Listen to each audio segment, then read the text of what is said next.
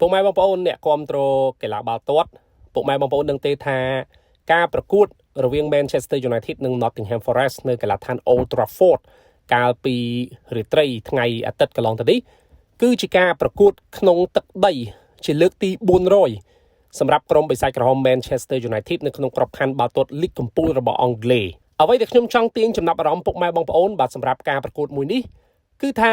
ក្រុមបិសាចក្រហម Manchester United គឺជាក្រុមតែមួយគត់នៅប្រទេសអង់គ្លេសដែលរក្សាកំណត់ត្រាមិនចាញ់នៅក្នុងផ្ទះរបស់ខ្លួននៅពេលដែលនាំមុខគូប្រកួតនៅក្នុងតង់ទី1ពលគឺកំណត់ត្រានេះបាត់គិតចាប់តាំងពីឆ្នាំ1984មកបើគិតមកទល់ទៅពេលនេះមានរយៈពេល40ឆ្នាំប្លាយទៅហើយមិនមានក្រុមណាមួយធ្វើបានដូច Manchester United ឡើយសូមបញ្ជាក់ថា400ប្រកួតនៅកីឡដ្ឋាន Old Trafford ក្នុងក្របខ័ណ្ឌបាល់ទាត់លីកកំពូលអង់គ្លេស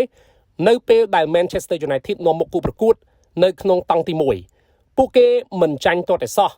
400ប្រកួតគឺពួកគេឈ្នះរហូតដល់ទៅ365ប្រកួតនិងស្មើ35ប្រកួតហើយជ័យជំនះលើកទី365គឺកើតឡើងនៅពេលដែលពួកគេយកឈ្នះទៅលើ Nottingham Forest 3-2 កាលពីរាត្រីថ្ងៃអាទិត្យកន្លងទៅនេះ